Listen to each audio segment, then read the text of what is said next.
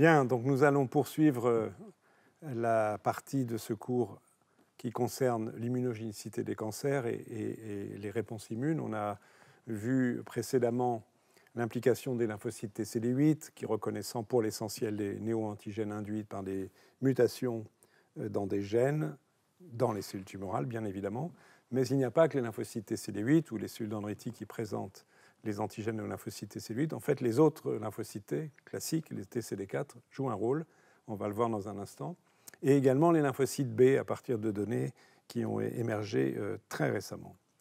Alors, les lymphocytes TCD4, chacun sait bien sûr qu'il s'agit de lymphocytes qui reconnaissent des antigènes exprimés par les molécules à échelle de classe 2, antigènes qui ont dû être captés par des cellules dendritiques à partir du milieu extérieur, donc pourquoi pas de signaux de danger ou de fragments de cellules tumorales. Quelles sont les évidences pour penser que ces lymphocytes jouent un rôle? Ce sont quelques données expérimentales, même si intuitivement, on aurait aussi envie de penser que ces lymphocytes CD4 sont impliqués, ne serait-ce que par le fait qu'ils produisent de l'interleukine 2 qui est nécessaire aux lymphocytes cytotoxiques pour s'expandre. Mais voici un exemple de modèle expérimental que je vais vous décrire maintenant, qui démontre le rôle de lymphocytes TCD4. Il s'agit d'un modèle expérimental d'une tumeur où artificiellement on a placé, donc par modification génétique, un néo-antigène, un peptide, enfin un morceau de gène qui code pour un peptide reconnu en association avec les molécules de classe 1 du système d'histocompatibilité. Donc ce néo-antigène a le doux nom de mLAMA4. Et puis on construit la même tumeur dans laquelle on ajoute un second fragment de gène qui va coder pour un peptide qui, lui, va être présenté par les molécules d'histocompatibilité de classe 2. Donc, il s'agit de MLTGB1. Et donc, cette tumeur, elle va être implantée chez la souris et on va observer, je vous donne le résultat final, on va voir les données expérimentales dans un instant. Vous pouvez voir qu'il s'agit de données récentes puisque ces données sont extraites d'un article publié dans Nature l'année dernière. Donc, on a une situation où, en gros, sur un flanc de la souris, on va greffer une tumeur donc, qui exprime mLAMA4, mais pas MLTGB1. Et donc, on aura une réponse CD8. Et cette tumeur, dans le cas présent, va croître même s'il y a une immunothérapie avec des anticorps facilitant la réponse des lymphocytes antitumoraux. Et de l'autre côté, sur l'autre flanc de la souris, on va greffer la tumeur qui non seulement exprime mLAMA4, mais aussi MLTGB1. Et là, on va s'apercevoir qu'associé à la tumeur va être présent un grand nombre de cellules T, TCD4, TCD8, des cellules dendritiques, des macrophages, et surtout, on va s'apercevoir qu'il y a une régression de la tumeur. Et on peut montrer qu'il y a entre autres une réponse des lymphocytes TCD4 par la production de ce qui est marqué par le petit cercle bleu ici, c'est-à-dire d'interféron gamma, dont je vous ai déjà parlé tout à l'heure. Mais en voyant les données expérimentales qui arrivent à cette conclusion, donc évidemment, cette observation implique qu'il y a des lymphocytes CD4 et des cellules dendritiques qui présentent MLTGB1 aux lymphocytes CD4. Donc comment on peut le montrer? Donc, voilà la croissance tumorale, d'abord en situation en l'absence d'immunothérapie, où la tumeur purement mLAMA4, donc induisant qu'une réponse CD8, croît très vite. Chaque courbe, c'est une tumeur différente, une souris différente.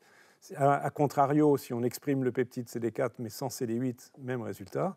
Si on exprime les deux, bon, comme vous pouvez le voir, la croissance tumorale est ralentie, c'est variable d'une souris à l'autre. Certaines souris vont contrôler la tumeur et d'autres ne vont pas la contrôler, mais la croissance est ralentie comparée au groupe contrôle. Maintenant, si en plus, même expérience, on ajoute une immunothérapie donc qui va amplifier, on en reparlera plus tard, la réponse T avec des anticorps anti-PD1 et CTLA4, donc qui lèvent le frein à la réponse immune, vous voyez que dans le contexte, mais uniquement dans le contexte où il y a à la fois une réponse CD4 et CD8, il y a un contrôle antitumoral qui se fait de façon complète. Donc c'est un résultat assez spectaculaire qui montre cela. On peut le montrer d'une autre façon.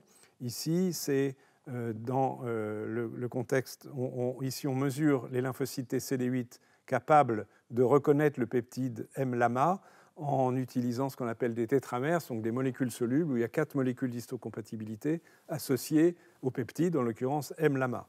donc en situation contrôle, c'est-à-dire qu'il n'y a pas de thérapeutique, il n'y a pas d'immunothérapie, et on a en noir les tumeurs M-LAMA4 donc, qui expriment le peptide qui devrait être reconnu par les CD8, et en rouge, la situation où il y a à la fois le peptide reconnu par les CD8 et le peptide reconnu par les CD4.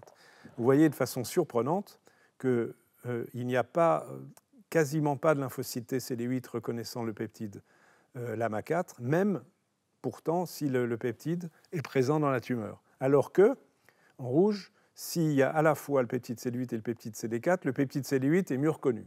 Ça peut paraître curieux, on y reviendra. Et ce phénomène, il est largement amplifié par l'immunothérapie qui permet une expansion des cellules T spécifiques, en l'occurrence, de néo-antigènes tumoraux. Mais vous voyez qu'il y a guère de détection de lymphocytes T CD8 en noir reconnaissant le peptide classe 1 lorsqu'il n'y a pas le peptide classe 2, ce qui peut paraître juste totalement contre-intuitif, mais on va voir l'explication dans un instant. Et si on mesure non pas le nombre de lymphocytes T CD8 spécifiques, mais leur capacité cytotoxique, c'est exactement la même chose. C'est-à-dire que s'il n'y a que le peptide classe 1, il n'y a pratiquement pas de réponse cytotoxique, même avec une immunothérapie, en vert, anti-PD1, en bleu, anti-CTLA4, en rouge, c'est un tout petit peu mieux en combinant les deux anticorps, alors que dès qu'on a à la fois l'expression du peptide classe 1 et du peptide classe 2, LAMA4 plus MTGB1, même s'il n'y a pas d'immunothérapie, en noir, on va trouver une cytotoxicité. Donc, tout se passe comme si la réponse T-CD4 amplifiait la réponse T-CD8. Et il faut que je revienne à mon petit schéma initial. En fait, ce qui se passe, probablement, c'est deux choses. D'une part, il y a une action intrinsèque des lymphocytes T-CD4 en termes d'immunité antitumorale, notamment à travers la production d'interféron gamma, mais c'est sûrement largement insuffisant, on l'a vu. Mais ce que font les lymphocytes T-CD4 ici, très probablement, qui permettent l'expansion des lymphocytes CD8, c'est à travers la production d'interleukine 2. Donc il y a une coopération intercellulaire qui est favorable à l'immunothérapie. Donc qui démontre un double rôle, disons, des lymphocytes CD4. Ceci, par définition, implique qu'il y ait aussi des cellules dendritiques présentes dans la tumeur. Donc ces cellules dendritiques, elles sont là. Je vous rappelle qu'elles doivent migrer dans les organes lymphoïdes. Elles vont favoriser in situ donc la différenciation des CD4, que ces CD4, comme les CD8, elles vont migrer dans la tumeur et éventuellement avoir un effet favorable de destruction directe ou indirecte via les CD8 de la tumeur, et que ceci est favorisé évidemment par l'immunothérapie.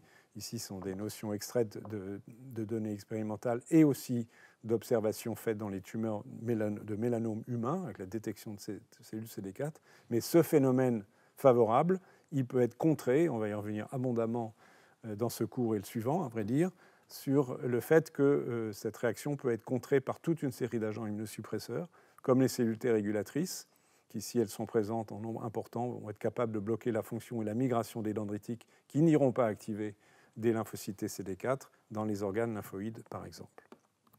Voilà. Et donc, on arrive aussi à cette notion que l'on peut observer au sein des tumeurs une organisation anatomique de la réponse immune qui implique les lymphocytes T, CD8, CD4, mais aussi les lymphocytes B, on va le voir maintenant, qui est de bons pronostics, donc qui indique que ces réponses sont favorables.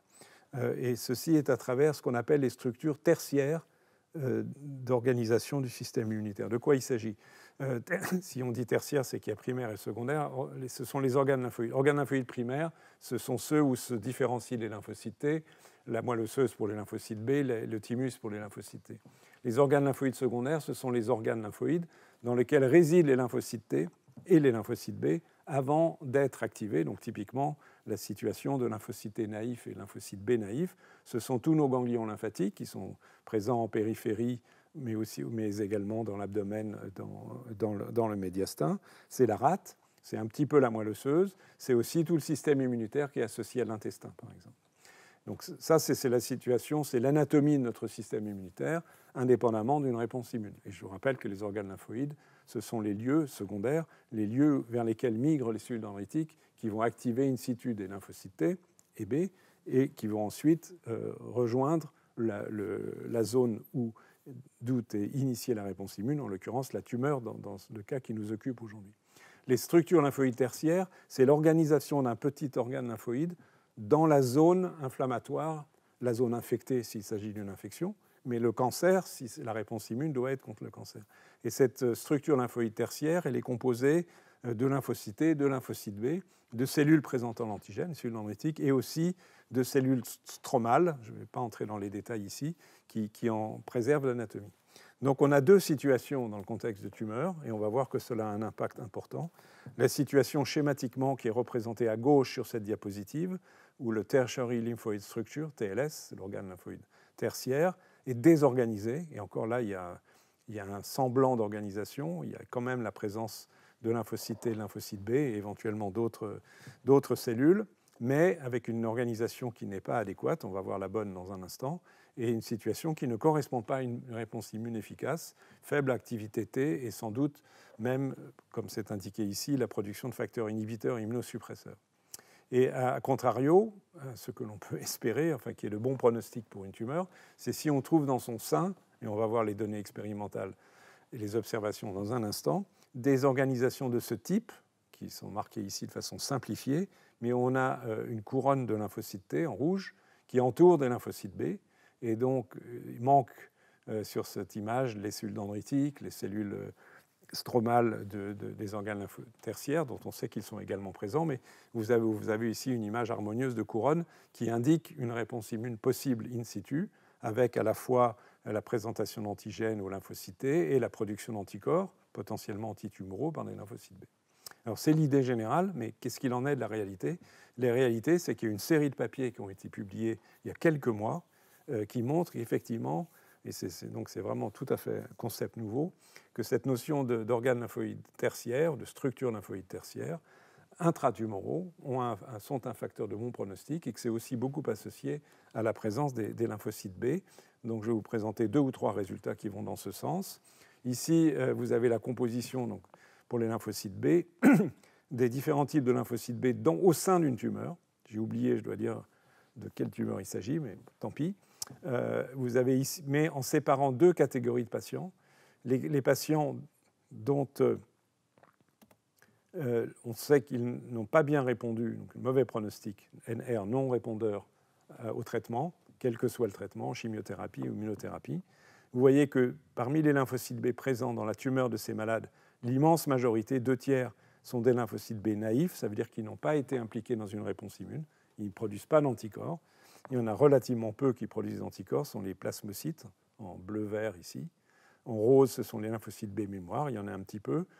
En vert, on a une autre catégorie de lymphocytes B, et ceux-là qui sont également quelques lymphocytes B mémoire. Mais l'essentiel sont des naïfs. À l'inverse, les couleurs sont criantes, si je puis dire, dans des tumeurs qui vont bien répondre à la thérapeutique, chimiothérapie plus ou moins immunothérapie, vous voyez qu'il y a une majorité en rose de lymphocytes B mémoire, beaucoup moins de lymphocytes naïfs, et donc ça suggère que ces lymphocytes B mémoire, ils sont impliqués dans une réponse immune in situ, parce qu'ils ont déjà reconnu sans doute des néo-antigènes de la tumeur et sont susceptibles d'être engagés dans une production d'anticorps. Et cela est confirmé par la présence d'un grand nombre de plasmocytes, 16% contre 1,7% ici, de plasmocytes qui sont issus, qui effectivement produisent des anticorps. Donc il y a une corrélation entre présence de lymphocytes B mémoire et actifs, plasmocytes, et bonne réponse de la tumeur. Autre exemple ici, qui dit presque la même chose, sauf qu'il y a une information supplémentaire. Il y a la densité de lymphocytes B, CD20 c'est un marqueur de lymphocytes B, et à droite la densité de ces fameuses structures lymphoïdes tertiaires. Et vous avez ici la coupe de la tumeur, et vous voyez des zones très marron qui sont les zones où il y a les lymphocytes B. En fait, ici, là encore probablement, et dans ces 2 endroits, ce sont des zones qui sont des structures organisées de réponse immune, ces fameuses structures lymphoïdes tertiaires. Et comme ça va être montré là à l'instant, à nouveau, il y a une très forte corrélation avec la réponse antitumorale en termes de pronostic des malades. Vous avez ici, avant traitement, on sait déjà, donc c'est relativement prédictif, qu'il y a plus de lymphocytes B présents. Chaque point, c'est une tumeur d'un malade. Chez les sujets qui vont répondre, et au cours du traitement, il y a une amplification du nombre de B présents. Et si on compte cette fois-ci non pas les lymphocytes B, mais la densité des structures lymphoïdes tertiaires, on a le même résultat. Donc c'est même encore plus frappant en termes de valeurs prédictives de différence entre les non-répondeurs et les répondeurs avant traitement. Donc structure lymphoïde tertiaire associée à un pronostic favorable. On peut l'exprimer encore différemment ici. Ça concerne lymphocyte B, structure lymphoïde tertiaire, qui vous montre la survie de malades. Il s'agit ici de malades atteints de sarcome, tumeur du tissu conjonctif. Eh bien, le pronostic de survie des malades qui ont des tumeurs où on trouve des lymphocytes B, B+, et des structures lymphoïdes tertiaires est meilleur, évidemment, ce n'est pas du tout ou rien, loin de là, mais il est meilleur que le pronostic des tumeurs où il n'y a pas de telle structure lymphoïde. Et si on regarde avec un score de présence de ces structures lymphoïdes tertiaires et de lymphocytes B et la réponse au traitement, l'immunothérapie anti-PD1, eh bien on s'aperçoit que meilleur est le score, c'est-à-dire E en rouge, la progression, la probabilité de survie sans progression de la tumeur, donc c'est un résultat plus exigeant, est meilleur chez les patients qui ont donc dans leur tumeur des lymphocytes B et des structures lymphoïdes tertiaires. A contrario, c'est le score marqué par la lettre A, où il y a très peu de telles structures immunes dans la tumeur, sont de beaucoup plus mauvais pronostics. Donc on voit même conclusion de corrélation. À nouveau ici, avec un autre exemple, toujours aussi récent, concernant les mélanomes, où ici, on regarde d'une part les T c'est les 8, les B, et T et B ensemble, et on regarde la survie des patients à chaque fois. Et vous pouvez voir donc 162 tumeurs. Les lymphocytes TCD8, ils expriment un marqueur qui s'appelle TCF7. Je vous l'indique parce qu'on va y revenir tout à l'heure. On sait que ce sont les cellules qui sont susceptibles de répondre contre les néo-antigènes tumoraux. Vous voyez que, et ça c'était attendu compte tenu de ce que je vous ai déjà dit, que l'infiltrat CD8 global est le meilleur pronostic que l'absence de lymphocytes CD8 et que la présence de clusters, donc de petits îlots de ci, de là dans la tumeur, a une valeur pronostique intermédiaire. Si des lymphocytes B sont présents au-dessus d'un certain seuil, le pronostic est meilleur. Et si on combine les deux, eh bien, s'il y a à la fois des T et des B, le pronostic est encore meilleur s'il n'y a que des T qui soient présentes ou ni T ni B. Donc c'est bien d'avoir les deux et les deux présents en fait, dans ces structures lymphoïdes tertiaires dont je vous ai parlé tout à l'heure. Encore un exemple, après on s'arrêtera, ici de tumeurs traitées à nouveau par immunothérapie. Eh bien, si on traite par immunothérapie, en l'occurrence anticorps anti-CTLA4, des tumeurs dans lesquelles il y a on trouve fréquemment ces fameuses structures lymphoïdes tertiaires, le pronostic en termes de survie globale, c'est la courbe grise, est meilleur que la situation du traitement de tumeurs où il y a une quantité, disons, intermédiaire de structures lymphoïdes tertiaires, et encore meilleur que s'il n'y a pas de structure lymphoïde tertiaire présente dans la tumeur avant le traitement. Idem, résultat en gros superposable avec les nuances, pour une autre forme d'immunothérapie avec l'anticorps anti-PD1. Donc très clairement, même si tout ceci est corrélatif, on peut penser que la présence d'une réponse immune in situ avec une organisation anatomique où sont présents et les lymphocytes T et les lymphocytes B et les cellules dendritiques, donc une optimisation d'une capacité de l'organisme de se défendre contre la tumeur, est une situation de beau pronostic qui témoigne de l'importance de la réponse immune antitumorale et de ses composantes multiples en termes d'immunité adaptative, TCD8, TCD4, mais aussi sans doute production d'anticorps, même si la production d'anticorps, la nature des anticorps produits, à ce jour, ces résultats, je vous le rappelle, sont très récents, mais la nature des anticorps produits, quelles structures ils reconnaissent, sont encore peu connues. C'est là certainement un effort de recherche à venir. Donc voilà pour les lymphocytes CD4, B et les structures lymphoïdes tertiaires. Alors maintenant, il faut introduire une autre notion qui va malheureusement compliquer un peu l'analyse de la réponse immune contre les cancers, c'est la notion d'hétérogénéité de la réponse immune. C'est-à-dire qu'on ne peut pas malheureusement concevoir que pour une tumeur donnée, que l'ensemble de la tumeur est l'objet de la même réponse immune.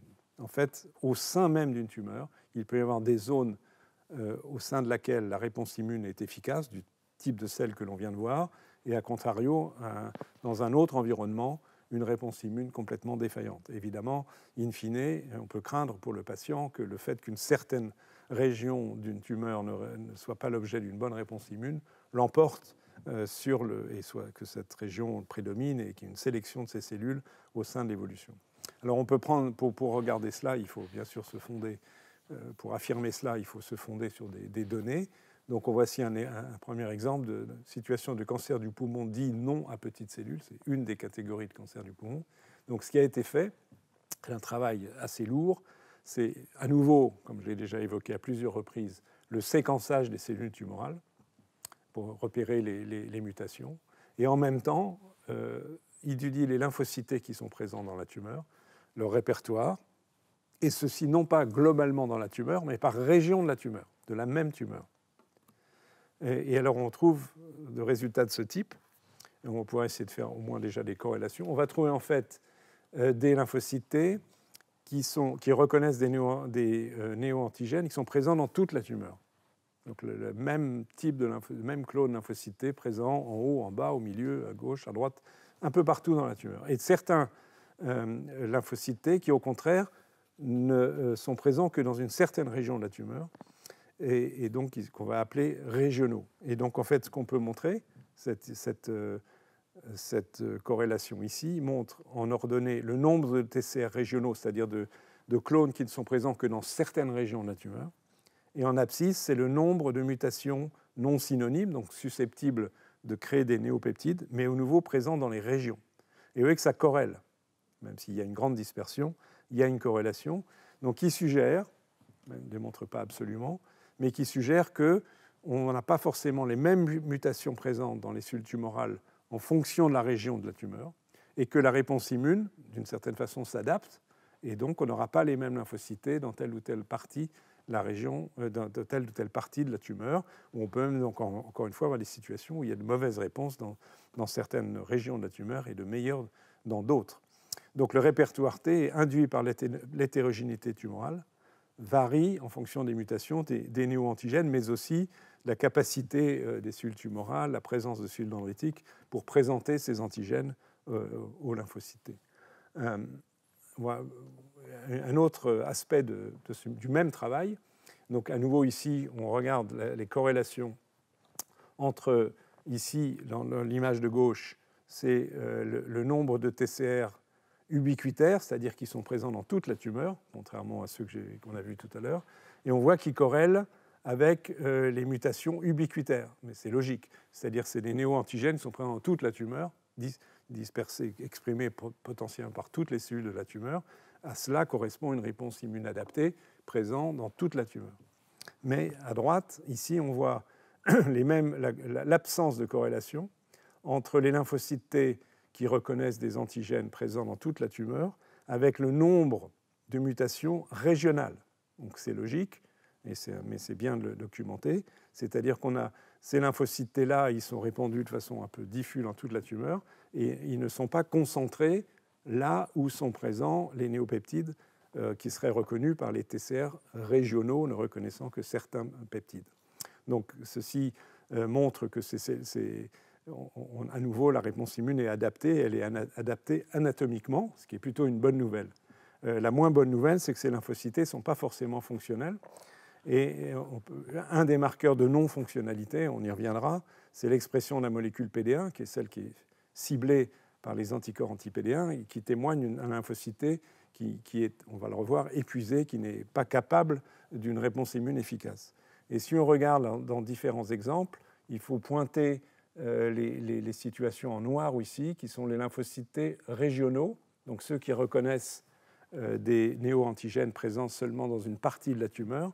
Et on peut voir que, parce que chaque ligne étant un TCR donné, que les régionaux, j'ai perdu ma flèche, où elle est là, eh bien, sont, et c'est en bleu, souvent PD1+. C'est le cas ici. Ici, ça c'est pas le cas. Pardon, il faut. Ici, c'est relativement positif, positif ici, et là, il y en a beaucoup plus sur la partie celui de droite. Vous voyez qu'ils sont très souvent bleus, très très bleus. Donc, on a l'impression que les lymphocytes à action régionale, qui sont déterminants pour répondre contre une fraction des clones tumoraux, malheureusement, ont été induits, probablement dans des contextes de micro-environnement local, à ne plus être efficace. Et donc, évidemment, ceci obère la réponse immunitaire. On peut le regarder d'une autre manière qui est indiquée ici, où il y a, qui témoigne de la même chose, donc je ne vais pas entrer dans de détails, mais il est nécessaire que ces cellules T soient réactivées, donc ils peuvent l'être éventuellement par l'immunothérapie, pour complètement contrôler la tumeur, sachant que les lymphocytes T reconnaissant des néopeptides présents de façon diffuse peuvent ne pas être suffisants pour contrôler la tumeur.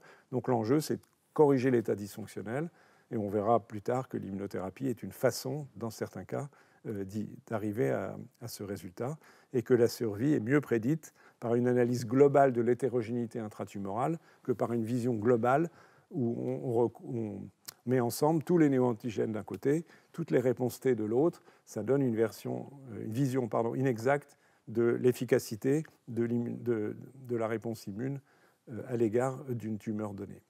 Donc ceci va nous amener à discuter maintenant et dans la suite du cours des éléments de ce qui induit la sélection d'une réponse immune, une sélection tumorale induite par la réponse immune, comme de la même façon que des bactéries peuvent devenir résistantes à des antibiotiques, c'est le même principe, des cellules peuvent devenir résistantes à une réponse immune, et associé à cela, ce qui est écrit en dessous, les notions de dysfonctionnement des réponses immunes intratumorales, les phénomènes d'épuisement dont on va discuter maintenant. Donc, pour partir sur ces notions, je pense qu'il est intéressant de s'intéresser à... il est intéressant de remarquer que la composition cellulaire en cellules du système immunitaire au sein de tumeurs est extrêmement variable et que au sein de ces compositions, il y a des cellules immunes qui sont à pronostic favorable et d'autres à pronostic défavorable. J'avais déjà fait un tout petit peu allusion dans le premier cours. Et vous voyez, par exemple, ici à gauche, c'est une analyse qui regroupe, et donc qui est très grossière, 25 types de cancers différents, donc les, entre guillemets, pan-cancers. À droite, c'est une analyse qui regroupe des tumeurs solides en excluant les tumeurs cérébrales. Et il y a un certain nombre de variations, mais quand même des constantes. Vous voyez que ce qui est favorable, c'est la présence d'une part d'une catégorie de lymphocytes qui est un récepteur de type gamma-delta, qui sont plutôt de nature de réponse innée, qui ne reconnaissent pas spécifiquement des peptides. Il y a les lymphocytes CD8 dont on a déjà parlé, en troisième ligne, les cellules folliculaires helper qui aident à la production d'anticorps, des cellules CD4 mémoire, quelques lymphocytes B, et à contrario, dans cet exemple ici, les polynucléaires, les éosinophiles et certains macrophages, on y reviendra, ont un rôle négatif. Curieusement, les cellules NK ont un rôle négatif, alors qu'on s'attendrait plutôt à un fait positif. Idem pour les cellules dendritiques. Il y a des résultats assez contre-intuitifs dans cette analyse, mais elle a été faite globalement sur un grand nombre de tumeurs, et on retrouve cette dispersion cellulaire, mais un peu différente, dans cette autre catégorie de tumeurs que sont les tumeurs solides, excluant les tumeurs cérébrales.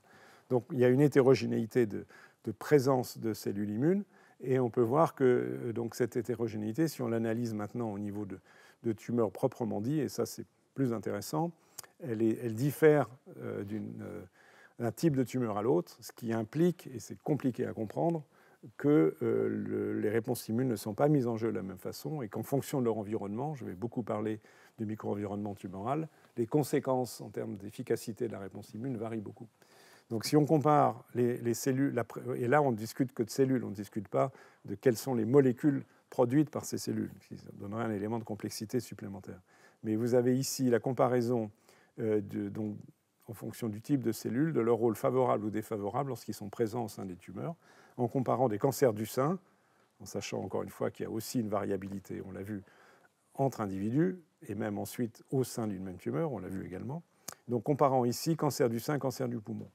Donc il y a des cellules qui sont apparemment toujours favorables, même si on a aussi des surprises ici, comme la présence des cellules T régulatrices, qui dans d'autres contextes ne le sont pas, mais la présence par exemple de plasmocytes, donc de production d'anticorps, les T gamma-delta, les naïfs CD4, folliculaires helper, ou certains types de macrophages sont toujours associés à une réponse plutôt de bon pronostic. A contrario, la présence d'éosinophiles, de polynucléaires neutrophiles, dont je vous reparlerai, où là les mécanismes sont assez clairs, donc c'est particulièrement défavorable, aussi certains types de macrophages. Et là où la situation devient plus compliquée, et difficile à ce jour à expliquer précisément, c'est que vous avez par exemple la présence de lymphocytes T CD4 mémoire, pardon, c'est ici, ou de certaines cellules dendritiques sont de pronostic favorable dans le contexte de cancer du sein et défavorable dans le contexte de cancer du poumon.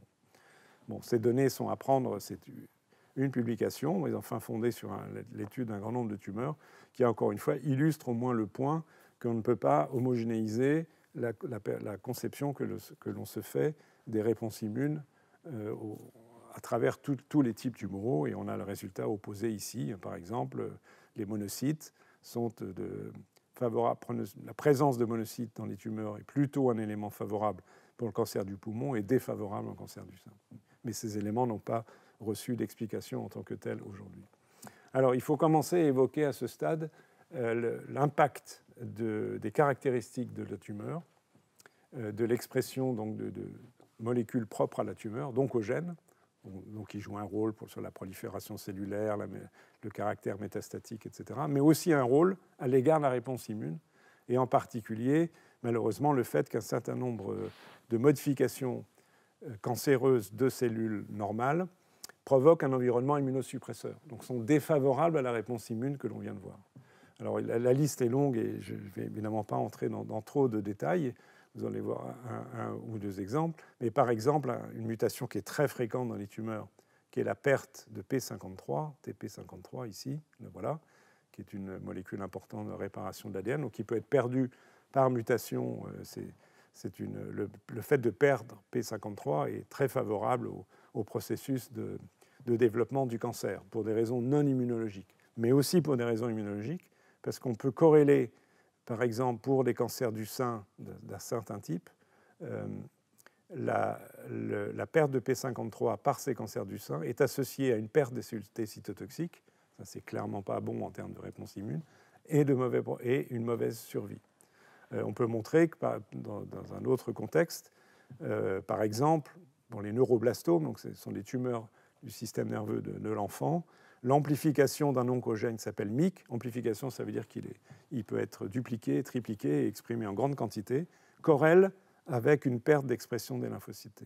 Donc autrement dit, l'expression d'oncogènes ou la perte de entre guillemets anti-oncogènes comme P53, qui sont des éléments déterminants dans la genèse et l'amplification du processus tumoral, peuvent aussi impacter sur la réponse immune et donc favorisent la tumeur aussi indirectement en étant immunosuppresseur.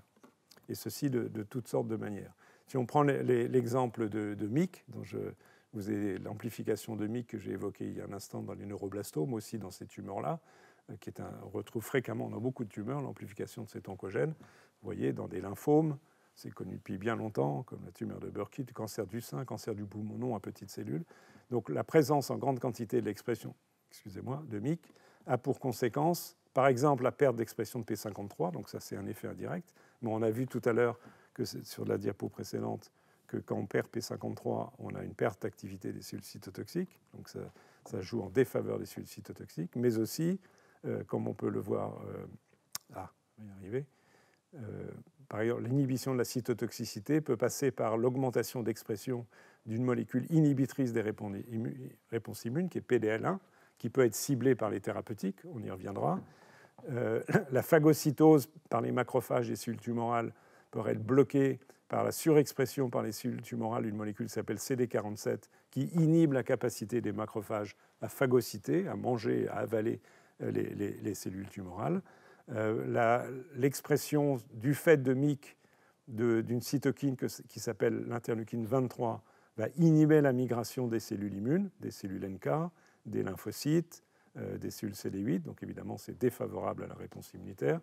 MYC peut induire l'expression par la tumeur d'une chémokine CCL9 qui va recruter des macrophages qui ont un effet cette fois-ci anti-inflammatoire, et donc qui est néfaste. À nouveau, vous voyez la pléthore d'effets immunosuppresseurs induits par MYC, sécrétion d'une cytokine IL-bêta et d'une chémokine CCL5 qui recrutent les mastocytes, qui ne sont pas particulièrement favorables à la réponse immune. Et donc ça, c'est un exemple d'un oncogène, mais qui pourrait être transposé à d'autres, donc qui indique qu'en fonction des caractéristiques moléculaires de la tumeur, les effets, et en particulier immunosuppresseurs, peuvent être marqués et donc défavorables à l'issue du contrôle de la tumeur par le système immunitaire. Alors ceci nous amène ensuite à cette fameuse question de sélection tumorale liée à la pression immunitaire. Je prenais l'image tout à l'heure de la résistance aux antibiotiques de bactéries. C'est un peu le même principe, c'est-à-dire qu'on peut montrer que si on prend toute une série de tumeurs, et en corrélation avec les réponses qui sont les plus sensibles à la réponse immunitaire, que si on prend une tumeur à un moment donné et qu'on compte le nombre de néoépitopes détectés par les techniques que j'ai évoquées tout à l'heure, qui sont assez lourdes d'associations possibles avec les molécules HLA, donc les peptides associés aux molécules HLA, et qu'on regarde le résultat, qu'est-ce qu'on observe réellement, combien on va trouver de néoépitopes qui sont reconnus par les lymphocytes via l'association de ces néoépitopes avec les molécules d'histocompatibilité, par rapport aux mutations théoriques qui seraient susceptibles de provoquer une telle réponse immune. S'il y a sélection, on va perdre de ces épitopes. Et c'est ce qui se passe de façon flagrante tout en haut ici pour les cancers colorectaux, alors que la situation de non-sélection serait un rapport de 1 par rapport à l'observé versus le théorique. Si on est en dessous de 1, et on est très nettement en dessous de 1 ici avec le cancer colorectal, ça veut dire qu'au sein de ces tumeurs, il y a eu sélection de cellules cancéreuses qui n'expriment plus ou ont perdu, soit les cellules ont disparu, soit l'expression de l'antigène a disparu, mais en tous les cas, les cellules présentes, les cellules tumorales présentes, ne sont plus reconnaissables par certains lymphocytes qui reconnaissaient des néoantigènes présents initialement sur la tumeur. Je vais vous en montrer des exemples dans un instant. C'est une notion un peu complexe, mais vous voyez que c'est très très clair pour les cancers colorectaux, en haut à gauche. Pour certains types de cancers rénaux aussi, la valeur est significative. C'est moins vrai, mais quand même encore vrai, pour les cancers de l'utérus liés au papillomavirus, pour le cancer de la prostate, pour certains types de cancers du poumon ou encore des cancers du sein. Par contre, pour d'autres tumeurs, vous voyez à nouveau l'hétérogénéité et la complexité d'analyse, il n'en est pas de même. Il n'y a pas de différence entre valeurs observées et valeurs théoriques qui suggèrent qu'il n'y a pas de sélection. S'il n'y a pas de sélection, ça suggère que la réponse immune, a priori, est faible. C'est aussi une contrefaçon, une contre-vision de ce phénomène, même si on sait, par exemple, dans certains mélanomes, qui sont l'objet d'immunothérapie, on peut observer des réponses immunes efficaces. Donc, c'est un concept complexe, mais important, que celui de sélection tumorale liée à la pression du système immunitaire, qui va tuer certaines cellules, ne va pas pouvoir tuer ceux qui n'expriment pas le néoantigène, et hétérogénéité tumorale, dont j'ai déjà dit un mot, et ceux-là vont s'expandre. Ou bien les premières, sans être tuées, ne seront pas tuées parce qu'elles vont exprimer une molécule ou inhiber leur capacité de présenter des antigènes. C'est ce qui est montré ici. Donc vous avez, de façon généraliste, à gauche, la situation A, c'est l'induction d'une activité cytotoxique, donne une réponse immune, avec une corrélation d'expression de molécules favorables à la réponse immune, et donc les néoantigènes qui peuvent être d'origine virale, on l'a vu, les fameux néoantigènes ou les néoantigènes issus de rétrovirus, on a vu tout ça déjà, donc ils sont exprimés, et une réponse immune est exercée par les petites cellules ici en rouge, qui reconnaissent ces néoantigènes et vont tuer les cellules. Mais vont apparaître des sous-clones tumoraux d'évasion, et ils vont pouvoir émerger par des mutations, des modifications qui vont avoir un effet inhibiteur sur la cytotoxicité. Les cellules cytotoxiques sont présentes parce qu'il y a les antigènes dans ces cas-là qui sont susceptibles d'être reconnus, mais ce qui va disparaître, la réponse immune cytotoxique va disparaître parce que soit il y a une expression PDL1, PDL2 de molécules immunosuppressives qui inhibent la réponse immunitaire au contact du lymphocyte T avec la cellule cible, on y reviendra, soit parce qu'il y a une perte des molécules nécessaires à la présentation d'antigènes, comme B2M. B2M, c'est la bêta-2 microglobuline. C'est une protéine qui est associée au complexe HLA, ou ça peut être une molécule HLA elle-même, juste à côté, donc qui font que la réponse immune n'est plus possible parce que les antigènes ne sont plus présentés au lymphocyte T. Et il y a un autre mécanisme d'évasion, cette fois-ci, qui sont, on en a déjà évoqué quelques-unes, c'est la production de protéines, P53, on en a parlé, mais aussi la production par ces enzymes qui induisent le métabolisme du tryptophane, il y a une sécrétion de substances immunosuppressives qui vont bloquer la réponse cytotoxique. Donc, de façon différente, évasion des cellules tumorales. Donc, à nouveau, pour essayer d'illustrer et rendre, je l'espère, le plus clair possible ce concept, vous avez ici dans le concept de cancer colorectal. Je vous rappelle que ce sont une des tumeurs les plus soumises à ce processus de sélection, mais encore une fois, ça veut aussi dire que c'est les tumeurs dans lesquelles le plus souvent il y a des réponses immunes, donc soit efficaces, soit perte d'efficacité. Donc on a une situation de départ avec tumorogénèse et présentation de néo-antigènes, attaque par des cellules du système immunitaire qui vont être capables de détruire les cellules qui présentent les néo-antigènes. Mais par exemple, cette petite cellule-là, marquée par une étoile rouge, peut avoir une mutation qui fait qu'elle ne peut plus être attaquée par les cellules du système immunitaire, par exemple parce qu'il y a une perte d'expression des molécules HLA. Donc cette cellule-là, elle va se diviser, elle va être présente en grande quantité dans la tumeur et elle va résister à la réponse immune, sauf si d'autres clones de lymphocytes T peuvent se développer. Donc vous voyez comment on passe d'une situation ici, a priori, de sensibilité à la réponse immune, qui peut être suffisante dans certains cas, à une situation d'échec par nouvelle mutation, par exemple, accumulée par la cellule tumorale qui bloque la réponse immune de façon différente. Je peux l'illustrer aussi par cette expérience qui est à la fois un peu compliquée mais assez jolie, où en fait, on va analyser des clones de lymphome, ici d'un lymphome B, qui est associé à l'oncogène MYC, dont je vous ai déjà parlé, et qui a des effets immunosuppresseurs importants. Et ces lymphocytes B tumoraux, on va leur donner une couleur. On va leur donner une couleur tout simplement en transférant un gène qui code pour une substance fluorescente de couleurs différentes, vert, rouge, jaune, bleu, et on peut le faire en utilisant des rétrovirus qui permettent l'intégration dans le génome de gènes, donc en l'occurrence de gènes qui codent pour des protéines fluorescentes, et de telle manière qu'en le faisant au hasard, on va se retrouver pour une population donnée avec des cellules rouges, des cellules jaunes, des cellules vertes, etc., sous le microscope. Donc on a une espèce de code-barre de couleurs du lymphome, et on peut voir si la répartition entre les différentes couleurs va varier au cours du temps, ce qui suggérerait un phénomène de sélection. Vous avez ici donc une tumeur où il y a une fraction jaune, fraction rouge, violette, bleue, verte. C'est ce qu'on observe. Donc on peut injecter ces cellules donc avec globalement une image en population multicolore, ce qui donne l'image ici en faisant la microscopie de photons à partir de lésions tumorales chez cette souris. Et on peut regarder ensuite, en fonction des lieux, de l'anatomie, des phénomènes d'évolution de la tumeur, si on se retrouve avec ensuite une composition qui reste diversifiée, analogue à la population initiale, ou si il y a une évolution, par exemple, par une prédominance de cellules violettes, qui signifie qu'il y a eu sélection des cellules violettes, pour des raisons qu'on ne connaît pas en termes de mécanisme, mais qui est un témoignage visuel, au sens propre, d'une sélection de sous-clones au sein d'une tumeur. Et de fait, cela est observé, d'abord c'est observé anatomiquement, qui montre que les choses sont complexes. C'est que dans le cas de ces lymphomes, ces cellules vont être présentes aussi bien dans la moelle osseuse que dans la rate, que dans les ganglions lymphatiques et dans des sites encore qui ne sont pas immunitaires.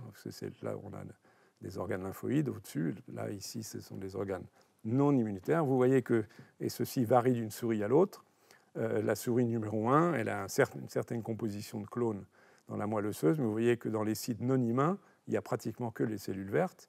Dans la souris 2, c'est que du jaune, etc. Donc il y a des phénomènes de sélection qui peuvent être stochastiques, qui peuvent être juste, entre guillemets, par chance, mais qui peuvent avoir une signification de résistance à une réponse immunitaire, de sélection, comme je le disais tout à l'heure.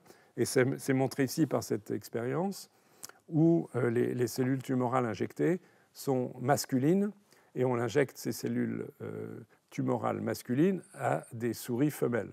Donc les souris femelles, elles montent une réponse immune contre un antigène mâle, donc ce n'est pas un antigène spécifique d'une tumeur, mais il est exprimé aussi par les cellules tumorales, qui est l'antigène HY.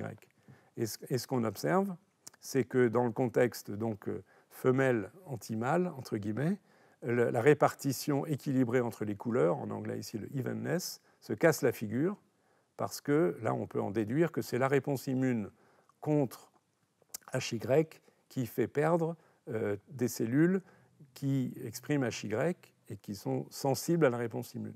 Et si on perd une répartition équilibrée, ça veut dire qu'il va y avoir une population prédominante, par exemple en vert ici à jour 17 après l'induction de la réponse immune, et donc probablement de cellules, même certainement de cellules, qui sont résistantes à la réponse immune anti-HY.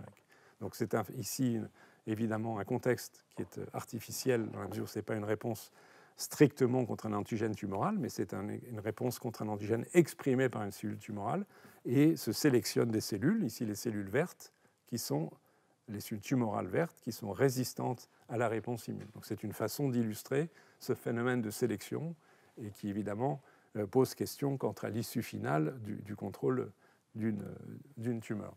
On peut le montrer dans des conditions plus physiologiques, si je puis dire, ou plus médicales, plus pathologiques chez l'homme, à travers cette observation ici. Il s'agit de 2 patients, enfin on va en étudier qu'un, qui est atteint d'un mélanome métastatique, donc c'est tumeurs cutanées des mélanocytes et métastases, situation de très mauvais pronostic qui était toujours fatale avant l'introduction de l'immunothérapie. On y reviendra dans les cours ultérieurs. Donc on a ici l'histoire d'un malade, assez complexe, il faut le reconnaître, mais longue histoire. On est ici, ce malade est triste histoire puisqu'il décède en 2014, mais le diagnostic de son mélanome survient en 2003.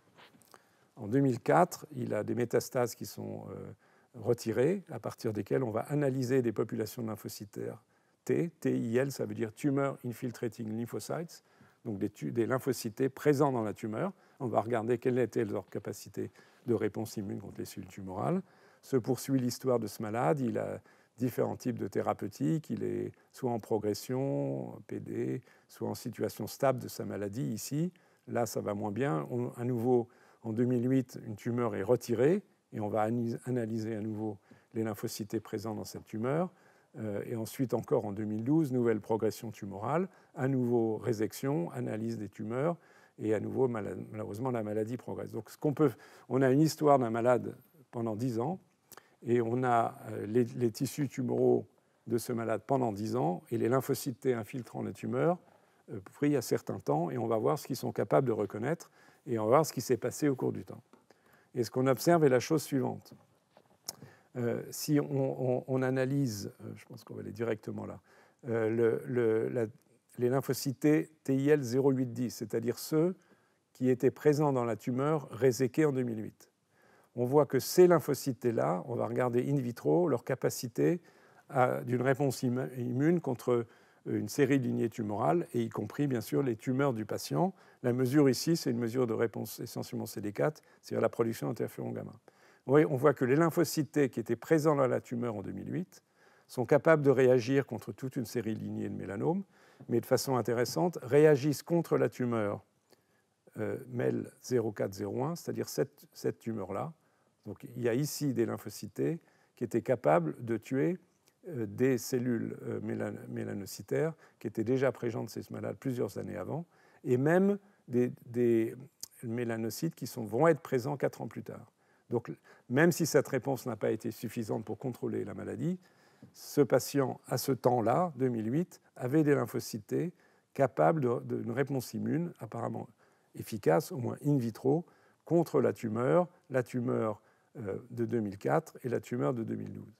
Mais maintenant, c'est là que l'observation est intéressante, si on fait la même expérience avec les lymphocytes T prélevés de la tumeur réséquée en 2012, donc les TIL 1209, et on regarde la même réactivité, vous voyez que les choses changent assez dramatiquement, puisque même s'il y a une certaine conservation de réponse contre au moins une lignée, mais vous voyez que la réponse contre MEL 0401, c'est-à-dire la tumeur initiale, ou la tumeur presque au même moment du prélèvement de ces lymphocytes, a considérablement régressé.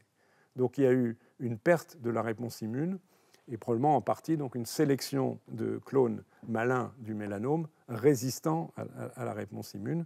Donc en particulier, la différence quantitative entre ces 2 colonnes, qui en plus en échelle logarithmique de production d'interféron gamma, est tout à fait spectaculaire et donc témoigne de la perte globale de la réactivité des lymphocytes intratumoraux, à la fois contre la tumeur initiale et la tumeur ultérieure. Évidemment, on peut concevoir que dans ce contexte-là, si on admet qu'il est représentatif de l'ensemble des tissus tumoraux du malade, le pronostic est en termes de réponse immune et même globalement, est médiocre, puisqu'il y a eu la perte d'une réponse immune et donc acquisition d'une résistance des cellules tumorales par plusieurs mécanismes possibles qu'on va discuter, qui confèrent in fine cet échec de l'immunothérapie spontanée du malade, ici indépendamment de toute autre forme de thérapeutique. Donc c'est cette histoire un peu complexe, mais intéressante par son déroulement dans le temps au cours de 10 ans, montre de façon irréfutable la sélection de clones de cellules malignes, ici de mélanome, résistants à la réponse immune qui était présente initialement. Alors quel mécanisme ? Dans le cas présent de l'observation que je viens de vous montrer, on peut montrer que les néo-antigènes, donc issus des mutations somatiques de la tumeur, qui étaient présents initialement dans les mélanocytes malins, dans le mélanome du malade, ne sont plus exprimés. C'est l'RNA messager correspondant à une série de néo-antigènes, en regardant la tumeur en 2004 et la tumeur en 2012. Et vous voyez que si on prend, si on prend plusieurs de ces néo-antigènes, issus du gène PDDC10, EML1, CAD, SEPTT2, peu importe ce qu'ils signifient, mais vous voyez clairement que par rapport aux colonnes noires, sauf celui-là qui est augmenté, mais les trois autres, on voit qu'il y a une perte d'expression des ARN messagers, donc il n'y a plus de possibilité de reconnaissance de peptides issus des formes mutées de ces gènes, puisque les gènes ne sont pas exprimés. Il y a une extinction d'expression des gènes. Alors, dans le cas présent, ce n'est pas par perte du gène, ce n'est pas non plus... c'est un phénomène épigénétique de régulation où il y a une méthylation du gène qui est induite, qui fait qu'il n'y a plus d'expression, et donc ces cellules qui bénéficient de cet environnement ont échappé à la réponse immune. Ce qui aurait pu se passer aussi, mais ce n'est pas le cas dans cette tumeur-là, mais on le verra dans d'autres situations, c'est une perte d'expression des molécules HLA de classe 1, parce que si on perd les molécules HLA de classe 1, même s'il y a toujours l'expression des néo-antigènes, il n'y a plus de présentation de ces néo-antigènes, et le résultat final est le même, il n'y a plus de réponse immunité, en l'occurrence CD8, efficace contre la tumeur. Donc la conclusion en termes d'application thérapeutique, sur laquelle on reviendra dans les cours ultérieurs, serait au moins de façon optimale de cibler plusieurs néo-antigènes pour éviter les risques d'en avoir perdu. C'est comme de temps en temps, si on veut traiter une infection bactérienne grave, il faut combiner les antibiotiques ou combiner pour des virus des agents antiviraux pour éviter la sélection d'une bactérie ou d'un virus résistant à un médicament. Là, on pourrait envisager aussi que peut-être qu'en combinant des différents types d'effecteurs, on puisse surpasser l'échec lié à la perte de réponse à l'égard d'un petit nombre de néo-antigènes. C'est un concept juste, mais pas facile à mettre en application pratique. On y reviendra lorsqu'on discutera d'immunothérapie. Alors, on peut aller à partir de là un peu plus loin dans la discussion du dysfonctionnement de la réponse immune intratumorale qu'on va développer maintenant, et on continuera d'ailleurs dans le cours suivant. Le concept de dysfonction des lymphocytes intratumoraux, on va voir on en a déjà évoqué quelques aspects, mais qu'il y en a d'autres. Donc en fait, il résulte en gros, si on veut l'exprimer d'une façon large, par une activation chronique d'un micro-environnement tumoral, donc des cellules qui sont présentes autour de la tumeur, qui est immunosuppresseur, par perte d'une des fonctions importantes. Ça peut être une perte de la capacité de prolifération des lymphocytes T. S'il n'y a plus d'expansion des lymphocytes T, le rapport de force, si je puis dire, entre cellules effectrices et cellules cibles est défavorable, donc il n'y aura pas une réponse immune efficace.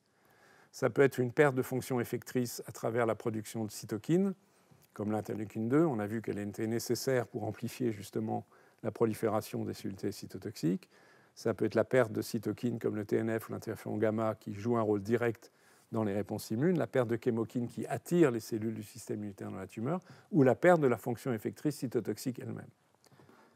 Ça peut être des effets d'immunosuppression par l'expression, entre guillemets, aberrante, on va voir que ce n'est pas tout à fait aussi aberrant que ça, de molécules présentes soit à la surface de lymphocytes T, soit à la surface de la tumeur, soit encore à la surface des cellules dendritiques, et ceci n'est pas exclusif l'un de l'autre, de molécules dont vous avez les noms ici, PD1, TIM3, LAC3, CTLA4, TIGIT, qui ont joué un rôle immunosuppresseur, c'est-à-dire que leur mise en jeu par la liaison avec leur ligand, transmet aux lymphocytes T ou aux cellules dendritiques un signal d'inhibition, de blocage de la réponse immune. Donc, on les appelle des freins des réponses immunes, et c'est en agissant sur certains d'entre eux, spécifiquement surtout PD1 et CTLA4, même s'il y a aussi des essais pour d'autres molécules, que l'on essaye de moduler les réponses immunes dans un sens d'activation en levant le frein.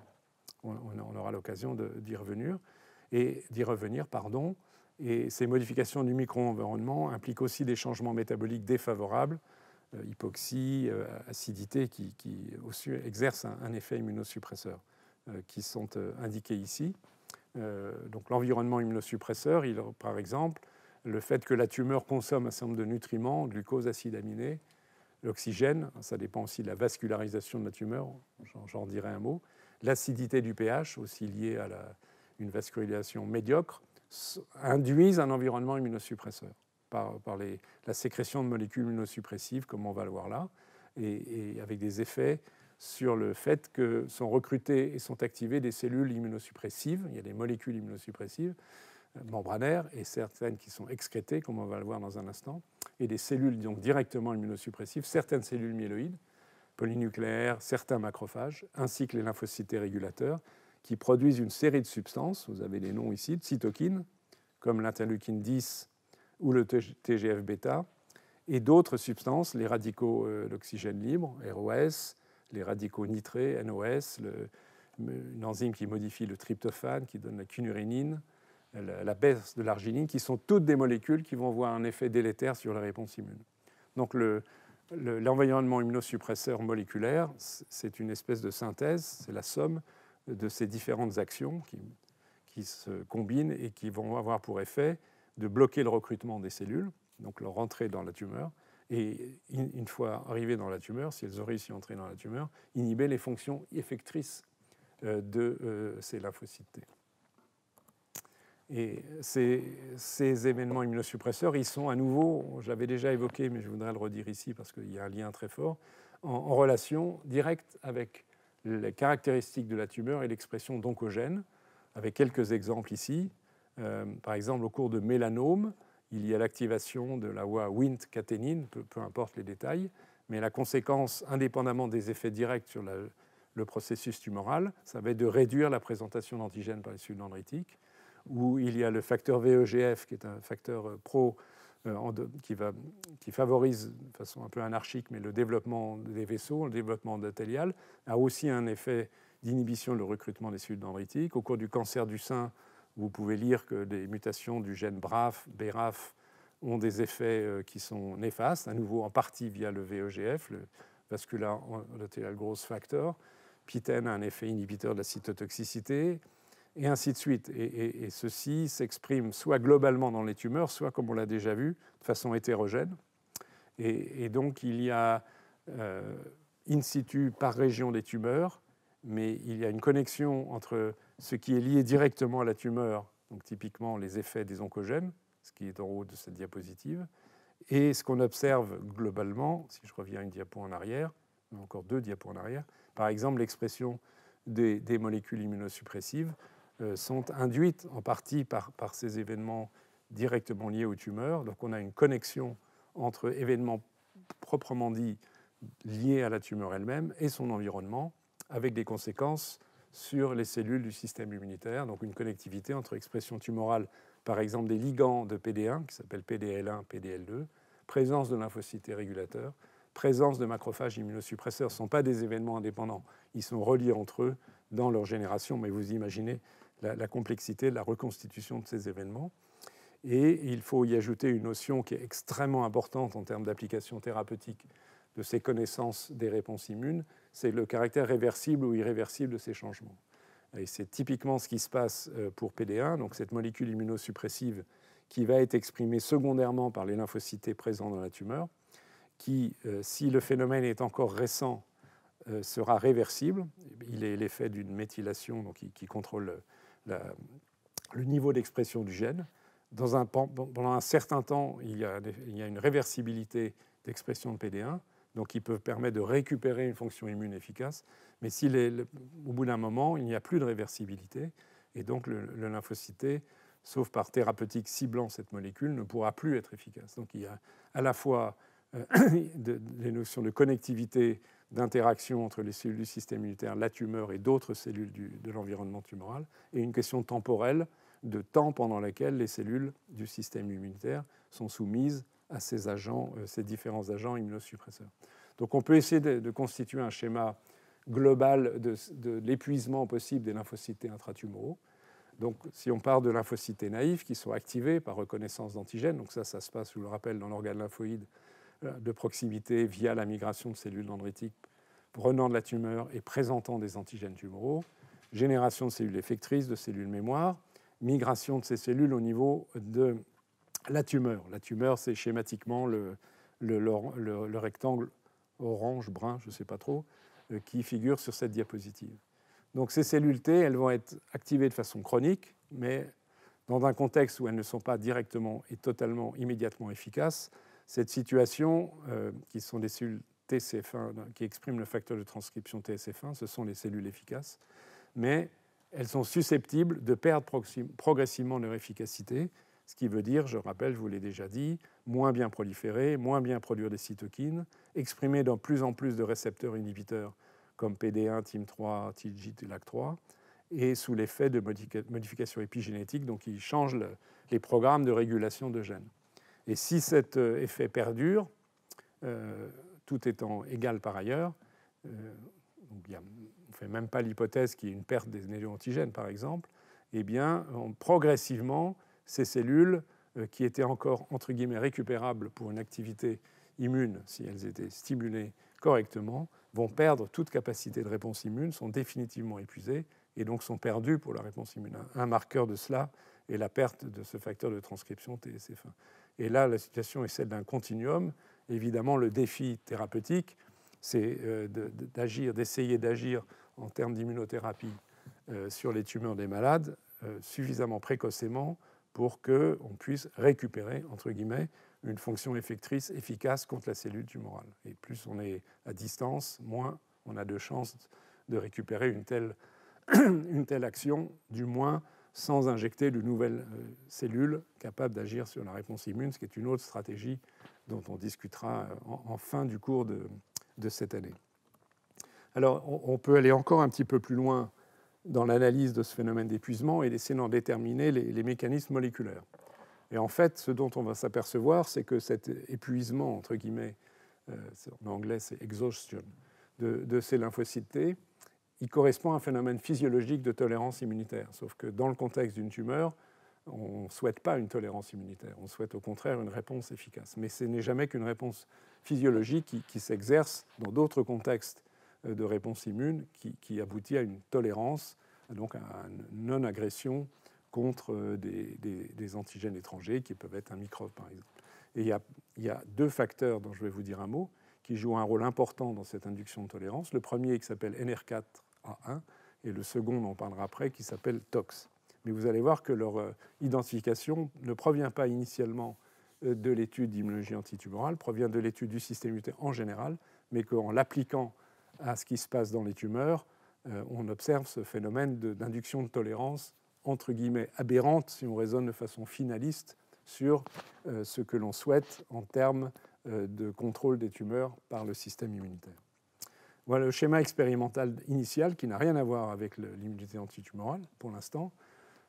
Expérience chez la souris, où on va regarder in vivo la réponse de lymphocytes T qui sont spécifiques de l'ovalbumine, donc une protéine issue de l'œuf de poule, en utilisant des souris qui contiennent un grand nombre de lymphocytes T spécifiques de l'ovalbumine, qui ont un récepteur T transgénique qui s'appelle OT2, qui reconnaît un peptide d'ovalbumine.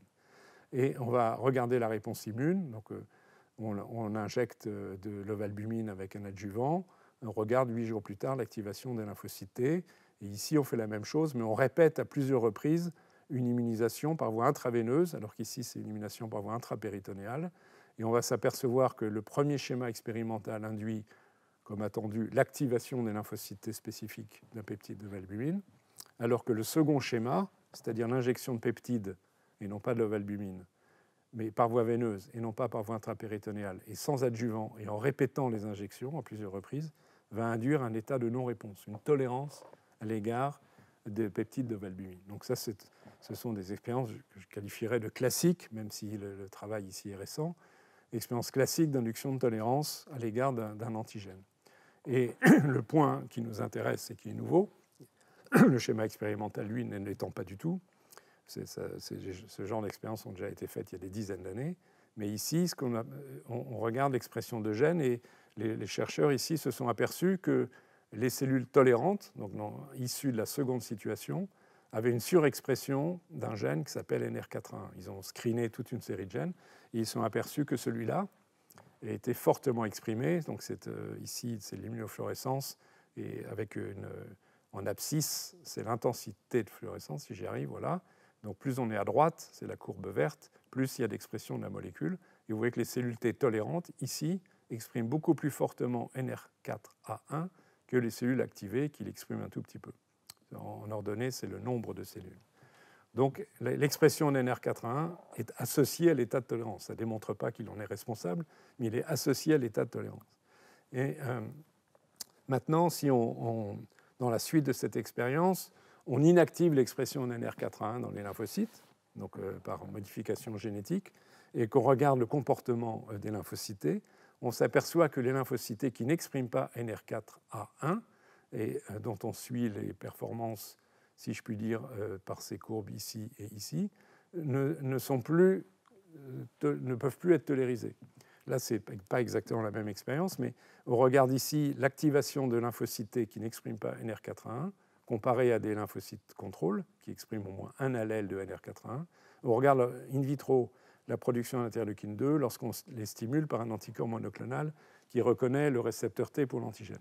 Et vous voyez que les cellules NR4A1 négatives produisent beaucoup plus d'interleukine 2 et il en est de même si on stimule légèrement différemment par anti-CD3 plus anti-CD28. Donc ce sont des cellules NR4A1 négatives beaucoup plus activables.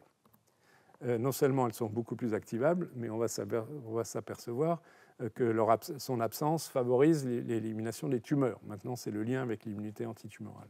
Et que donc, très probablement, effectivement, cette molécule NR4A1 joue un rôle dans l'induction de l'état de tolérance. Donc le modèle est le suivant ici. Maintenant, on arrive dans l'immunité antitumorale. Il s'agit de souris qui vont porter une tumeur qui s'appelle EG7, peu importe, auquel artificiellement on a placé le gène de l'ovalbumine. Donc l'ovalbumine devient un gène de la tumeur, si vous voulez. Enfin, peut donner naissance à des peptides reconnus par des cellules anti-ovalbumine, donc dans ce contexte antitumoral. Et dans ce contexte, on va transférer à la souris des cellules T activées CD8, anti-OT1, donc anti-ovalbumine, qui expriment ou non NR4A1. Et on va voir l'effet sur la croissance de la tumeur. Et qu'est-ce qu'on observe? Donc on mesure le volume tumoral en fonction du temps. Si on n'injecte rien du tout, c'est la courbe avec les petits cercles, évidemment, la tumeur croît progressivement. Si on injecte des lymphocytes non modifiés, donc qui expriment NR4A1, c'est la courbe ici en rectangle, il y a un effet antitumoral, vous voyez qu'il y a une certaine stabilité de la croissance tumorale, mais enfin la tumeur persiste. Les lymphocytes n'arrivent pas à éliminer complètement la tumeur, malgré le fait qu'elles expriment artificiellement cette ovalbumine. Mais le résultat assez spectaculaire, c'est que si maintenant on transfère des lymphocytes qui n'expriment plus, enfin, dans lesquels on a inactivé NR4A1, il y a un contrôle de la tumeur. Et on peut voir ici la taille de la tumeur, le poids des tumeurs. Donc clairement, des lymphocytes qui n'expriment pas NR4A1 sont beaucoup plus efficaces in vivo pour contrôler une tumeur en reconnaissant un antigène. Et à contrario, on peut montrer que les cellules T, dans un contexte de cellules physiologiques qui expriment NR4A1, placées dans une situation d'immunité antitumorale, donc si on regarde les lymphocytes dans la tumeur à nouveau, on va voir que les lymphocytes expriment cette fois-ci beaucoup plus souvent, c'est la colonne noire comparée à la colonne blanche des cellules qui n'expriment pas NR4A1. Donc ces cellules T wild type, sauvages, expriment TIM3 et PD1 qui sont deux des molécules immunorégulatrices négatives. Donc ce qui suggère qu'un des mécanismes d'action de NR4A1, c'est d'induire l'expression de TIM3 et de PD1 pour freiner la réponse immunitaire. Donc si on n'a pas NR4A1, on ne freine pas la réponse immunitaire, et en termes d'immunité antitumorale, on a une réponse beaucoup plus efficace. Donc on met le doigt sur un mécanisme qui n'est pas encore complètement décortiqué, mais qui est impliqué dans l'induction de cet épuisement des lymphocytes au sein de tumeurs. Donc, ce qui est intéressant d'observer, même si ce n'est évidemment pas une bonne nouvelle en termes d'immunité antitumorale, c'est que ce qui se passe, c'est jamais qu'un phénomène physiologique d'induction de tolérance, qui est utile, par exemple, pour éviter les maladies auto-immunes ou éviter des réponses immunes inflammatoires chroniques défavorables dans le contexte de certaines infections virales. Ici, ce phénomène, évidemment, n'est pas favorable, puisqu'il favorise le développement, il permet le développement de la tumeur. Et globalement, si on veut aller un peu plus loin, ce qui a été montré par ces chercheurs, donc un travail assez remarquable l'année dernière, c'est que la présence du facteur NR4A1 régule l'expression de gènes, donc un effet direct sur la transcription de gènes, et qui a pour conséquence d'activer l'expression de toute une série de gènes qui sont favorables à la tolérance. Donc typiquement, on l'a vu, TIM3 ou PD1, donc des gènes immunorégulateurs. Donc il y en a toute une série ici en rouge, je n'entre pas dans les détails. Et à contrario, ceci est complètement cohérent, d'inhiber l'expression de gènes qui sont effecteurs, comme l'interleukine 2 par exemple. On a le granzyme, l'interféron gamma, qui sont des gènes importants pour la réponse immune. Donc c'est une espèce de petit chef d'orchestre moléculaire qui régule, dans un sens positif ou négatif, des gènes impliqués positivement ou négativement dans la réponse immune. Et on sait que NR4A1 agit en association avec un complexe de transcription bien connu dans la régulation de l'expression de gènes qui s'appelle AP1. Donc c'est une avancée assez significative dans la compréhension moléculaire du phénomène d'épuisement des lymphocytes T. On peut aller encore un tout petit peu plus loin et approfondir cette connaissance en étudiant ici la dysfonction des lymphocytes T dans le contexte des mélanomes chez l'homme, où on va être étudié à l'échelle unicellulaire, donc chaque cellule prise individuellement. Il y a des techniques qui permettent de le faire aujourd'hui. On va regarder l'expression des ARN messagers et on va regarder en même temps la diversité des récepteurs pour l'antigène des lymphocytes T qui sont dans la tumeur. Okay. Et qu'est-ce qu'on a? Donc voilà le schéma. On va avoir en même temps une information sur les lymphocytes T en termes de reconnaissance spécifique, ici la séquence du TCR, les éléments variables, diversité, joining, la composition des cellules du système immunitaire au sein de la tumeur et les gènes qu'ils expriment. Alors vous avez une image ici où on voit les lymphocytes T, NK, les B, etc., etc. Et on va essayer de corréler tout ça. Et ce que ces chercheurs ont fait, c'est qu'à partir d'un très grand nombre de données, ils ont défini un score de dysfonction. Donc l'expression en fait d'une série de gènes, ils sont d'ailleurs marqués ici en violet. Je ne vais pas entrer dans les détails. Retenez TOX parce qu'on va en reparler. Il y a NR4A2 aussi, qui est proche de NR4A1, qui sont donc des gènes dont l'expression est associée à une réponse immune peu efficace. Et donc chaque point ici est une cellule. Donc on a un lymphocyte T. Donc ici on a les lymphocytes T qui étaient présents dans un mélanome donné d'un patient. Il y en a un certain nombre ont été étudiés. Et ce qui saute aux yeux immédiatement, c'est que la plupart des cercles sont violets. Violets, ça veut dire qu'ils sont de type dysfonctionnel. Ils expriment majoritairement des gènes associés à une inefficacité des réponses immunes, une suppression de la réponse immunitaire. A contrario, ils expriment peu les gènes associés aux fonctions effectrices qui sont marqués ici en jaune ou orange. Néanmoins, vous voyez que cette situation est hétérogène. Il y a quelques cellules, il n'y en a pas beaucoup, qui sont des cellules qui ont conservé une fonction cytotoxique, mais qui sont noyées dans un gros nombre de cellules dysfonctionnelles. Donc on peut penser que pour une tumeur donnée, et peut-être même une région d'une tumeur donnée, d'un malade donné, la balance entre ces deux situations fait qu'une réponse immune sera efficace ou pas efficace. Et on a aussi d'ailleurs des cellules intermédiaires en violet pâle au milieu, là, ici. Et donc on peut regarder malade par malade, donc ce sont des travaux assez remarquables dans leur étendue. Vous avez chaque schéma ici, c'est un malade donné, P11, P2, P5, P3, etc. Ils ont numéroté. Et vous voyez que c'est flagrant à droite. Pour les malades P3, P23 et P9, il y a beaucoup de cellules violettes. Et ces cellules violettes correspondent, donc par les analyses que j'ai indiquées il y a un instant, à des lymphocytes T CD8 qui expriment majoritairement des gènes associés à l'immunosuppression, qui sont, entre guillemets, non fonctionnels ou dysfonctionnels. A contrario, on peut penser que le malade P11, qui a beaucoup moins de cellules de ce type, là, il a toutes ces cellules en gris ici, ce sont des lymphocytes et cellules. Chaque point, c'est une cellule. Quand c'est coalescent, ça veut dire qu'il y a tellement de cellules qu'on ne peut plus voir les points.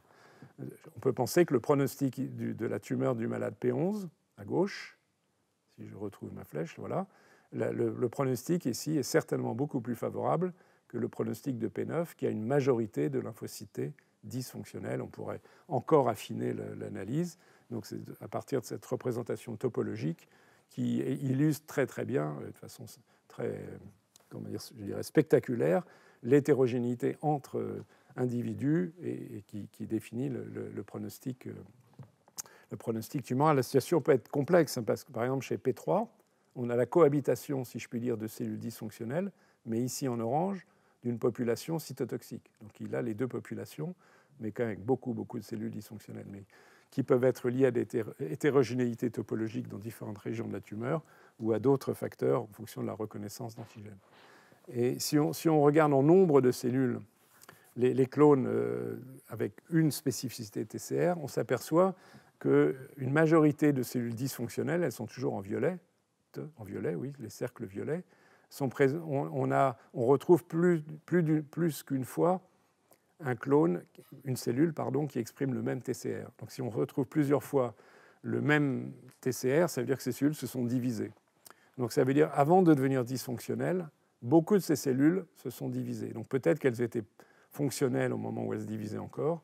Mais en tous les cas, ceci, in fine, n'est pas très favorable parce qu'on a une expansion, même si on ne connaît pas les données cinétiques précises, de cellules qui sont peu immunocompétentes et à l'égard des autres cellules qui sont plus fonctionnelles. Donc là, il y a une capacité de prolifération préservée, au moins initialement, de cellules qui sont ou qui sont devenues dysfonctionnelles, donc non efficaces en termes d'immunité contre la tumeur. Et on peut dire que les cellules réactives in vitro, on peut les étudier in vitro contre les antigènes tumoraux. Donc elles sont capables de répondre. Ce n'est pas une perte de reconnaissance d'antigènes. Dans ce cas-là, on a vu des exemples, et on en reverra, où il n'y a plus de réponse T contre la tumeur parce qu'il n'y a plus de présentation d'antigènes, par exemple. Là, ce n'est pas la situation. Les cellules sont capables de répondre, au moins in vitro, de s'expandre. C'est ce que montre cette image. Mais en étant, entre guillemets, violettes, ça veut dire que l'analyse de leur programme d'expression de gènes montre, pour la plupart d'entre eux, et c'est ce qui se passe chez les patients, la partie droite de ce diagramme, puisque chaque colonne, c'est un malade. On a en orange le programme effecteur, les molécules associées à une réponse efficace. En violet, à nouveau, les programmes associés à une immunosuppression. Vous voyez que ces cellules se sont divisées. On en retrouve en proportion importante, mais pour beaucoup de ces malades, avec un programme dysfonctionnel. Donc il y a une dissociation entre la capacité de division qui est préservée et la capacité de fonction effectrice qui est perdue par l'induction de ce programme de dysfonctionnalité. C'est ce qui est marqué ici par la notion d'épuisement progressif.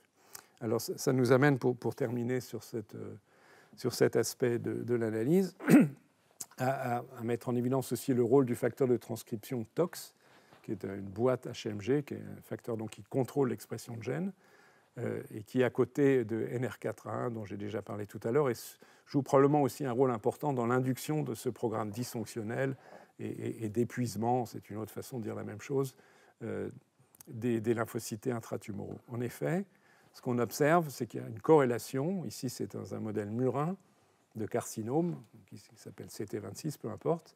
Donc on analyse les TIL, les lymphocytes qui infiltrent les tumeurs, et on regarde en parallèle l'expression de molécules associées à un effet immunosuppresseur, on en a déjà parlé, comme LAC3, TIM3, TIGIT, PD1, et on regarde l'expression de ce facteur transcription TOX.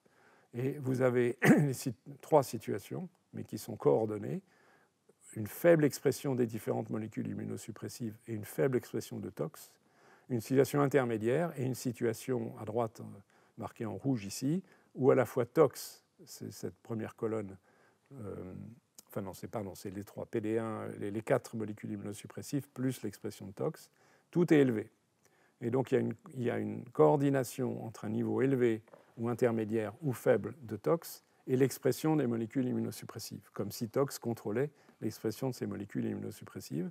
Vous avez ici un autre exemple ici de mélanome, où là c'est exactement la même chose. Il y a une coordination entre l'expression de TOX et les TOX faibles, molécules immunorégulatrices faibles, situation intermédiaire, et TOX élevé, molécules immunorégulatrices élevées.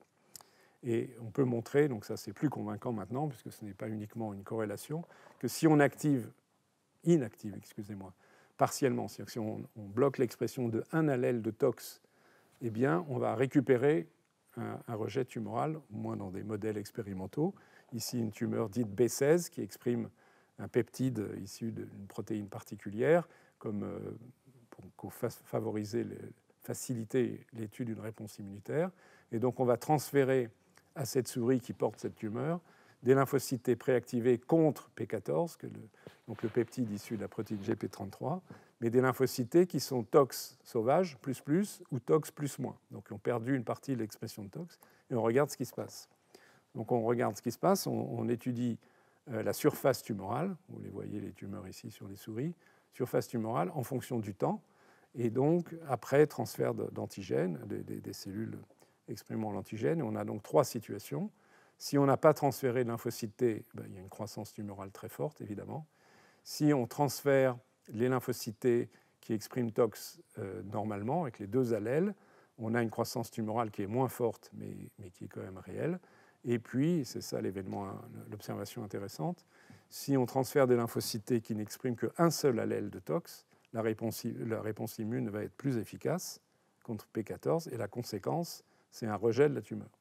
Donc il y a un lien entre le niveau d'expression de tox et l'immunité antitumorale, ce qu'on peut encore montrer d'une autre façon ici.